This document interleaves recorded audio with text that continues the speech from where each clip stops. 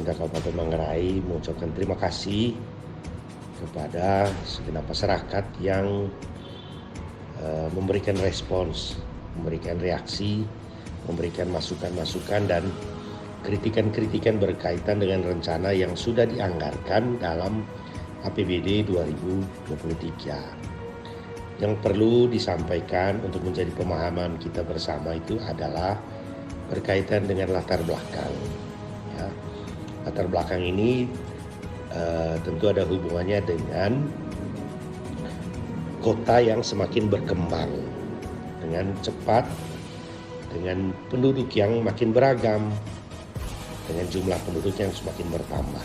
Ya.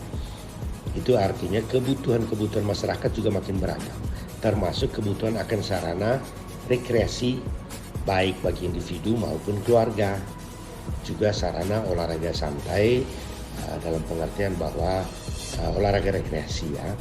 Dan karena itu menjadi tugas pemerintah juga untuk memenuhi kebutuhan-kebutuhan yang makin beragam ini, dan saya kira menjadi kebutuhan masyarakat Kota Ruteng.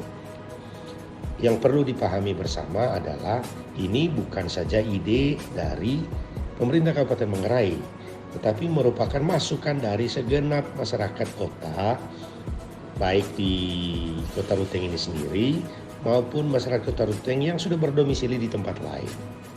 Juga menjadi masukan dari masyarakat di sekitar Kota Ruteng yang selama ini merasa kesulitan berkaitan dengan wahana maupun lokasi tempat rekreasi. Kebetulan juga sebagai orang Manggarai tentu kita tahu bahwa dalam kebiasaan masyarakat kita atau malah dalam kebudayaan kita dikenal apa yang disebut sebagai naktas, tempat di mana kegiatan-kegiatan umum diselenggarakan, kemudian acara-acara lain juga diselenggarakan, menjadi tempat kumpul bagi pemuda-pemudi masyarakat seluruhnya. Dan memperindah naktas tentu bagian dari kewajiban pemerintah. Adapun berkaitan dengan pandangan, pendapat, terutama misalnya karena masih banyak hal yang belum bisa dibenahi di kampung-kampung di seluruh Manggarai, tentu pembangunan ini kita tahu dilaksanakan dengan secara bersamaan menangani di semua bidang. Ya. Jadi saya kira tanpa meninggalkan perbaikan-perbaikan sarana infrastruktur terutama jalan raya di seluruh Manggarai. Karena itu kami mohon pemahaman kita bersama bahwa pembangunan ini harus diselenggarakan, dilaksanakan di segala bidang dan memenuhi kebutuhan masyarakat, baik masyarakat di pedesaan maupun di masyarakat perkotaan. Ya, apalagi sebagai informasi misalnya tahun ini kita menangani 91,8 km jalan ya untuk perbaikan, sehingga berharap bahwa ada pemantapan atau tingkat kemantapan jalan kita akan makin baik.